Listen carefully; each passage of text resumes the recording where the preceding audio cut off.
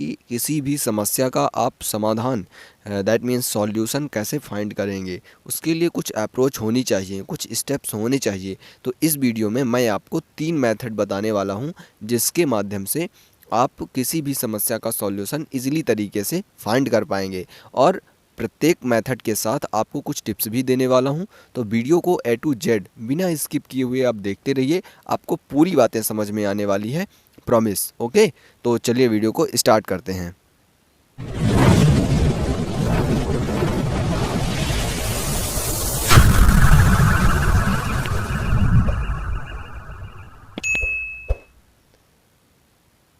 So friends, let's start. अगर आप किसी भी चैलेंज का किस तरीके से सामना करते हैं, ये अक्सर ही आपकी सफलता और खुशी का राज खोलता है। अगर आप भी किसी समस्या के हल को ढूंढने में अटके हुए हैं, तो पहले इसे समझने की और इसे छोटे छोटे भागों में बांटने की कोशिश करें। तय करें कि उस समस्या को लॉजिकली सुलझाना है, या फिर आप पहले से यह सोचना चाहते हैं कि इसका परिणाम आप पर कैसा प्रभाव डालेगा। लोगों के साथ मिलकर और आपकी समस्या के लिए एक अलग ही नज़रिया अपनाकर आपकी समस्या को सुलझाने के क्रिएटिव रास्तों की तलाश कर सकते हैं। तो मैं स्टार्ट करता हूं और आपको पहले मेथड की और ले चलता हूं, और पहले मेथड की फर्स्ट टिप्स में देना चाहता हूं कि आप अपने फ्रेंड्स या आप जिनको जानते हैं उनके पास थोड़ा सा जाकर के इसका ओवरव्यू लीजिए इस प्रॉब्लम का, कि कैसे मैं क्या करूं, है ना। That means approaching the problem. So first step हमारा होने वाला है अप्रोचिंग द प्रॉब्लम। देखिए, आपकी समस्या को समझिए, आप असली समस्या की पहचान करें, न कि सिर्फ कुछ ऐसे लक्षणों की जो कि समस्या की वजह से सामने आ रहे हैं। समस्या को समझने के दौरान किसी भी ऐसी बात पर बेवजह गौर ना करें जिसका आपकी समस्या से कोई लेना देना ही ना हो। सिर्फ असली समस्या पर ही ध्यान दें। बाकी की बातों को आप विचार कर सकते हैं। आपकी समस्या के साथ एकदम परिचित हो जाइए आप पहले, फिर इसे अच्छी तरह से समझ लीजिए। जैसे कि अगर आपका कमरा हमेशा ही बिखरा हुआ रहता है, तो इससे असली समस्या ये नहीं है कि आप एक अव्यवस्थित टाइप के इंसान हैं। ऐसा भी हो सकता है कि आपके पास में सामान रखने के लिए ज़्यादातर जगह कंटेनर या बॉक्स नहीं है। आपकी समस्या को पहचानते वक्त आपसे जितना बन सके स्पष्ट और समझदारी दिखाने की कोशिश करें। अगर ये किसी पर्सनल वजह से हो रहा है, तो अपनी समस्या के इस असली कारण को पहचानने के लिए भी अपने साथ एकदम ईमानदार रहिए आप। अगर ये कोई लॉजिकल समस्या है, तो इस बात पर गौर करने की कोशिश करें कि क्या इस समस्या की असली वजह क्या है और ये कब सामने आती है। तय कीजिए आप कि आपकी समस्या असली है या फिर आपके मन का भ्रम है। क्या आपको इस समस्या को सुलझाने की सच में ज़रूरत है, या फिर ये कोई ऐसी चीज़ है जिसे आप खुद ही चाहते हैं। चीज़ों को अपने दृष्टिकोण में रखने से आपको समस्या सुलझाने की प्रोसेस में मदद मिलेगी। तो पहले मेथड की दूसरी टिप्स में आते हैं। तो देखिए, पहले कुछ महत्वपूर्ण निर्णय करना है। आपको जो निर्णय करने की ज़रूरत है उन्हें पहचानें, और कैसे वो आपकी समस्या को सुलझाने में मदद करने वाले हैं इसे भी तय कीजिए। निर्णय लेने से आपको आपकी समस्या के हल की ओर बढ़ने में मदद मिलेगी। तो पहले कहाँ ध्यान लगाना चाहिए, क्या करना चाहिए और आप इसे कैसे करने वाले हैं, इन सब बातों का निर्णय लेते हुए ही शुरुआत करिए। एग्ज़ाम्पल के लिए आपके पास में सुलझाने के लायक बहुत सारी समस्याएं हो सकती हैं, और आपको पहले ये तय करना है कि कौन सी समस्या को पहले सुलझाया जाए। किसी एक समस्या का हल आपको टेंशन से या फिर दूसरी समस्याओं पर होने वाले स्ट्रेस से बचा सकती है। एक बार निर्णय लेने के बाद अपने ऊपर शक ना करें। इस पॉइंट में सिर्फ आगे ही देखें, ना कि कुछ ऐसा सोचनी है आप कि अगर ऐसा तय किया होता तो ऐसा होता। सो इसकी कोई गुंजाइश ही मत रखिए। तो पहले मेथड की तीसरी टिप्स में आते हैं कि समस्या को आपको आसान बनाना है। एक बहुत ज़्यादा जटिल समस्या आपको बहुत ज़्यादा परेशान कर सकती है, और इसे हल करना आपके लिए काफ़ी कठिन भी हो सकता है। अगर आपके सामने एक से ज़्यादा समस्याएं हैं, तो उन्हें छोटे छोटे भागों में बांट लीजिए और फिर एक एक करके उनका सामना करिए। अगर आप अपनी समस्या को छोटे छोटे भागों में बांट लेंगे, तो इससे आपको इनके हल को ढूंढने में, तलाश करने में मदद होगी। एक बात जान लीजिए, यदि कोई व्यक्ति आपको कुछ बताता है, तो वो अपने कई समय को वेस्ट करने के बाद उस एक्सपीरियंस को गेन करके बताता है। तो ये आप लोगों के लिए एक बहुत बड़ी उपलब्धि हो जाती है कि आप एक छोटे से टाइम ड्यूरेशन में उतनी बड़ी बात और एक्सपीरियंस को प्राप्त कर लेते हैं। तो उसे इम्प्लीमेंट ज़रूर करिए। और देखिए, जैसे कि एग्ज़ाम्पल के रूप में बता दूं कि अगर आपको किसी क्लास को पास करने के लिए बहुत सारे असाइनमेंट पूरे करने हैं, तो पहले इस बात पर ध्यान लगाएं कि आपको कितने असाइनमेंट्स पूरे करने हैं, फिर उन्हें एक एक करके पूरा करने की कोशिश कीजिए। जब कभी भी आपसे हो सके तो किसी भी समस्या को एक करके और फिर हल करने की कोशिश करिए। जैसे कि अगर आपके पास में पढ़ाई करने के लिए वक्त नहीं बचा है, तो फिर क्लास की तरफ जाते वक्त रिकॉर्ड हुए लेक्चर को सुनिए या फिर डिनर का इंतज़ार करते हुए अपनी नोट्स को पढ़ लीजिए। चौथी टिप्स होने वाली है कि आपको क्या पता है और क्या नहीं पता है, इसके बारे में भी जानिए और तय कीजिए। आपके पास पहले से मौजूद ज्ञान और जानकारी में खुद को भी और भी मजबूत कर लीजिए। फिर इस बात का पता लगाइए कि आपको क्या चाहिए। अपने आप को हर ज़रूरी जानकारी से अवगत कराइए, फिर इन सभी को कुछ ऐसे इकट्ठा करिए जो आपके काम आए।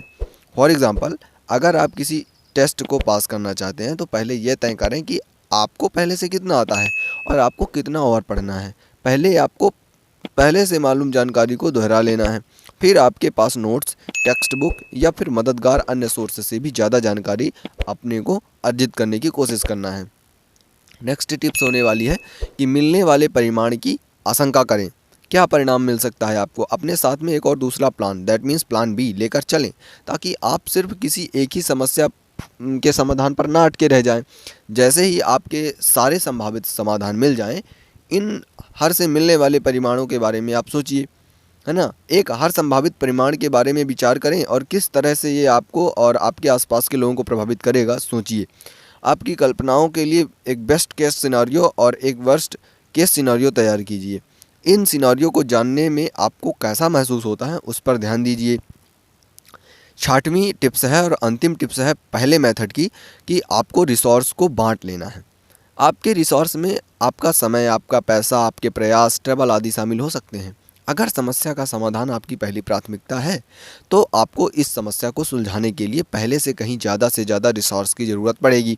आपके पास कितने रिसोर्स हैं, इन पर विचार करें और आप आपकी समस्या को सुलझाने के लिए किन किन रिसोर्स का इस्तेमाल कर सकते हैं, सोचिए। उदाहरण के लिए, अगर आपको कोई एक डेडलाइन दी गई है, तो आप डिनर बनाना छोड़ सकते हैं या फिर जिम जाना छोड़ सकते हैं, ताकि आप अपने प्रोजेक्ट को अपना पूरा वक्त दे सकें। जितना हो सके उतना गैर ज़रूरी काम को छोड़ते जाइए। जैसे कि आप समय बचाने के लिए आपके घर पर ही ग्रोसरी आइटम मंगा सकते हैं, फिर आप इस वक्त को अन्य दूसरे ज़रूरी काम में लगा सकते हैं। तो यहाँ तक कि दोस्तों, पहले मेथड की, पहले तकनीकी की 6 टिप्सों के साथ मैं उसे पूरा कर सका हूँ, फॉर एग्ज़ाम्पल के साथ। अब मैं चलता हूँ दूसरे मेथड पे, कि आपका दूसरा मेथड क्या हो सकता है किसी भी प्रॉब्लम को, सॉल्यूशन को ढूंढने में। तो दूसरी मेथड आपकी ये है कि एक क्रिएटिव अप्रोच अपनाना, टेकिंग अ क्रिएटिव अप्रोच। तो दूसरे मेथड की फर्स्ट टिप्स में मैं आपको बता देना चाहता हूँ कि अलग अलग समाधान के बारे में आप विचार करें। देखिए, आपकी समस्या को सुलझाने के लायक अलग अलग तरीके के बारे में विचार करें। इस बात को जानकर कि आपके पास आपकी समस्या के लिए एक से ज़्यादा हल मौजूद हैं, आपके लिए मददगार साबित हो सकता है। जैसे ही आप आपके लिए कुछ अन्य छोटे छोटे विकल्पों की तलाश कर लें, किसी दूसरे बारे में सोचें, फिर तय करें कि इनमें से कौन सा आपके लिए सुलभ है और किसे आप बिल्कुल भी नहीं देखना चाहते। अगर आप कुछ कठिन निर्णय ले रहे हैं, आपके अन्य विकल्पों को लिखकर रख लीजिए। इस तरह से आप किसी भी विकल्प को नहीं भूल पाएंगे और जब भी आपको कोई समाधान कठिन लगे, तब आप इन्हें इस्तेमाल कर सकते हैं। फॉर एग्ज़ाम्पल, हो सकता है कि आपको भूख लगी है और आप खाने के लिए कुछ तलाश रहे हैं, तो विचार करें कि क्या आप खाना पकाना चाहते हैं या फास्ट फूड चाहते हैं, या बाहर से ऑर्डर करके खाना खाना चाहते हैं, या फिर किसी रेस्टोरेंट में जाना चाहते हैं। अब इनमें से जो भी आपको अच्छा लगे उसे आप चूज़ करिए। फिर दूसरी टिप्स ये होने वाली है कि किसी भी समस्या के लिए अलग अलग अप्रोच अपना कर देखिए। जैसे देखिए, अगर आप किसी सीधी समस्या को सुलझा रहे हैं, तो ऐसे में एनालिटिक या लॉजिकल स्किल आपकी मदद कर सकती है। बाकी के समय में आपको सही दिशा पाने के लिए आपके इमोशंस पर निर्भर करना होगा। अक्सर ही समस्याओं में किसी भी हल तक पहुंचने के लिए आपके सोचने की कला, आपकी भावनाएं और आपके किसी भी हल तक पहुंचने की काबिलियत के मेल की ज़रूरत पड़ती है। आपकी समस्याओं से निपटने के इन सभी तरीकों को अपनाने से ना घबराइए, लेकिन इन सभी को इस्तेमाल करके ज़रूर देखिए और देखिए कि इनमें से कौन सा तरीका आपके लिए सही साबित होगा। कुछ इस तरह की समस्याएं, फॉर एग्ज़ाम्पल, एक अच्छी जॉब और सैलरी के लिए दुनिया के किसी भी कोने में जाने को तैयार रहना, लेकिन ये भी सोचना कि इसकी वजह से आप अपनी फैमिली से दूर चले जाएंगे। इनसे निपटने के लिए कुछ अलग तरह की अप्रोच अपनाने की ज़रूरत होती है। किसी एक लॉजिकल समाधान के बारे में विचार करें, लेकिन आपकी भावनाओं, विचारों और आपका निर्णय किस तरह से लोगों को प्रभावित करेगा, सोचना बिल्कुल भी ना भूलिएगा आप। तीसरी टिप्स क्या होने वाली है दूसरे मेथड की, कि दूसरों से सलाह ले लीजिए। अगर आपकी समस्या को एकदम फ़ौरन नहीं सुलझाना चाहते हैं तो दूसरे लोगों की सलाह की मांग करें। हो सकता है कि आप किसी ऐसे इंसान को जानते हों जिसने भी पहले इसी तरह की समस्या का सामना किया था, जो आपकी मदद करने के साथ साथ आपको कुछ फीडबैक भी दे देगा। फिर चाहे आप उनकी सलाह को माने या ना माने, लेकिन एक ओवरव्यू मिल जाएगा तो आपको उसके बारे में सिनेरियो थोड़ा सा तो पता चल जाएगा। ये पूरी तरह से आप पर है। हालांकि अलग अलग तरह के दृष्टिकोण आपकी काफ़ी मदद कर सकते हैं। जैसे कि अगर आप एक नया घर ले रहे हैं और आपके आखिरी निर्णय को लेकर आशंकित हैं, तो किसी दूसरे घर के मालिक से उनके विचारों या घर खरीदने के पछतावे के बारे में पूछ लीजिए। चौथी टिप्स आपको देने वाला हूँ दूसरे मेथड की, कि आपकी प्रगति पर ध्यान दें। अगर आप किसी एक लक्ष्य की दिशा में काम कर रहे हैं तो ध्यान रखें कि आपको किस तरह की चीज़ों का सामना हो रहा है। अगर आप प्रगति कर रहे हैं और एक पॉजिटिव दिशा में आगे बढ़ रहे हैं तो बढ़ते रहिए। अगर आपको लगता है कि आपकी अप्रोच कुछ ज़्यादा सही नहीं है तो फिर समस्या को किसी दूसरी तरह से सुलझाने के बारे में सोचिए।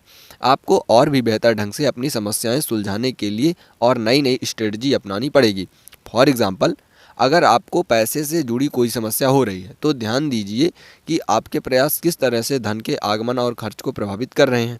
अगर एक बजट तैयार करने में आपको मदद मिलती है तो ऐसा ही करें। अगर पैसे को अलग तरह से इस्तेमाल करने में परेशानी है तो इसके लिए दूसरे तरीके तलाश कर लीजिए। अपनी प्रगति, सफलता और चैलेंज का रिकॉर्ड रखने के लिए एक जनरल डायरी तैयार करके रखिए। जब जब आप कभी भी हतोत्साहित महसूस करें तब आप इस जर्नल पर नज़र डाल करके डायरी पर देख लीजिए। तो हमारे दूसरी टिप्स की जो हमारा दूसरा मेथड था उसके 4 टिप्स के साथ मैंने इसे पूरा किया है। तो कुछ हद तक तो आपको समझ में आ ही गया होगा। एक्चुअली आप देखते रहिए वीडियो को, कहीं ना कहीं आपकी समस्या का भी समाधान मिलने वाला है। हो सकता है इस अंतिम मेथड पर मिल जाए। तो तीसरा मेथड है हमारा कि परेशानियों का सामना करते हुए आपके इमोशंस को संभालना पड़ेगा, राइट। तो managing your emotions will comforting difficulties, that means आपके इमोशंस को शांत करिए। ये तीसरे मेथड की फर्स्ट टिप्स है। आपको अपनी फीलिंग्स को शांत करना होगा। अगर आप किसी समस्या के समाधान को लेकर पहले से ही काफ़ी चिंतित या नर्वस हैं तो ऐसे में आपके लिए किसी भी समस्या को सुलझाना या निर्णय लेना कठिन हो सकता है। जोश में काम ना लीजिए, होश में लीजिए। अगर आपका डर आपकी किसी समस्या को सुलझाने की काबिलियत को कम कर रहा है तो शांत होने के लिए एक पल के लिए ठहर जाइए, गहरी सांस लीजिए, ताकि समस्या के ऊपर विचार करने से पहले आप शांत और रिलैक्स महसूस कर सकें। अगर आप चाहें तो एक वॉक पर भी जा सकते हैं या फिर जनरल डायरी में भी लिख सकते हैं। इसका असली मकसद तो आपके डर को कम करना और आपके मन में शांति की भावना को जगाना है। अक्सर ही पहला कदम उठाना सबसे डरावना लगता है। शुरुआत करने के लिए कुछ बेहद छोटी चीज़ें आवश्यक होती हैं। जैसे कि अगर आप और भी एक्टिव बनने की कोशिश कर रहे हैं तो डेली वॉक पर जाना शुरू कर दीजिए। दूसरी टिप्स होने वाली है तीसरे मेथड की, कि किसी भी तरह की छिपी हुई समस्या को समझने की कोशिश कीजिए।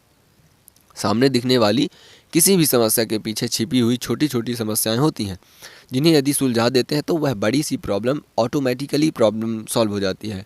तो अगर आपने पहले कभी किसी ऐसी ही समस्या को सुलझाया है और फिर भी ये हर बार आपके सामने आती रहती है, तो इस बात का पता लगाने की कोशिश करें कि कहीं इसके पीछे कोई और छिपी हुई वजह तो नहीं है।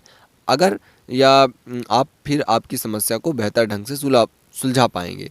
उदाहरण के लिए, अगर आप आपके करने वाले बाकी काम की लिस्ट को देखकर परेशान हैं तो शायद हो सकता है कि आपकी समस्या या असली कारण ये लिस्ट नहीं, बल्कि उन चीज़ों के लिए नहीं ना कह पाने की आदत है जिन्हें आप नहीं कर सकते।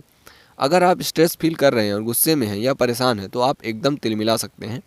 उन सभी चीज़ों की एक लिस्ट तैयार कर लें जिनसे आपको स्ट्रेस और हताशा होती है। आने वाले समय में उन्हें नज़रअंदाज करने की कोशिश करें। अगर आप वापस खुद को परेशान महसूस करते हैं तो ये इस बात का इशारा है कि आपको अपने नज़रअंदाज करने की क्षमता को बढ़ाने की ज़रूरत है।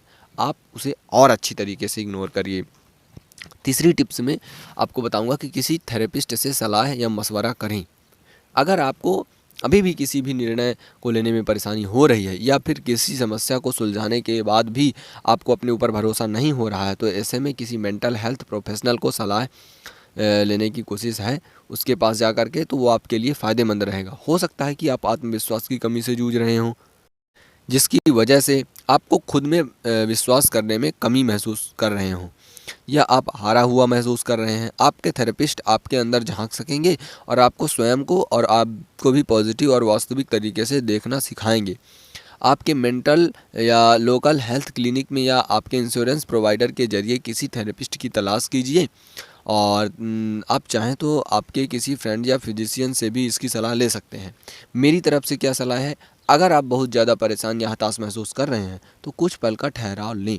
इस बात को समझें कि हर एक समस्या का कोई ना कोई हल ज़रूर होता है, लेकिन कभी कभी आप इनमें इतने उलझे हुए होते हैं कि आपको अपनी समस्या के अलावा और कुछ भी नज़र नहीं आता। तो फ्रेंड्स, आपकी समस्याओं से भागने की कोशिश ना करें अपनी। ऐसा करने से ये बाद में फिर लौट कर आएगी और उस वक्त आपका इसे सुलझाना और भी मुश्किल हो जाएगा। आपका कॉमन सेंस आपको परेशानी को हल्का करने में ज़रूर मदद करेगा। और मैंने अपनी सारी बातें और किसी भी प्रॉब्लम को सॉल्व करने के लिए जो 3 मेथड थे और उनके 5 या 6 जो जो टिप्स थे, उन सारी चीज़ों के बारे में जानकारी A to Z दी है। यदि आपने वीडियो को बिना स्किप किए हुए अभी तक देख रहे हैं, अंत तक देख रहे हैं, तो आपका मेरे लिए बहुत बहुत धन्यवाद दूंगा मैं अपनी तरफ से। और इसी प्रकार की वीडियोस को देखने के लिए हमारे चैनल को तो सब्सक्राइब कर ही लीजिए आप, और मेरा थोड़ा सा मोटिवेशन बनाने के लिए, ताकि मेरी भी प्रॉब्लम सॉल्व हो सके ना फ्रेंड्स, तो इसके लिए आप सब्सक्राइब कर लीजिए और शेयर भी कर दीजिए, लाइक करके मोटिवेशन मेरा बढ़ा दीजिए। और तब तक के लिए बाय बाय, और मिलता हूँ मैं आपसे अपने ही चैनल की एक नई वीडियो में।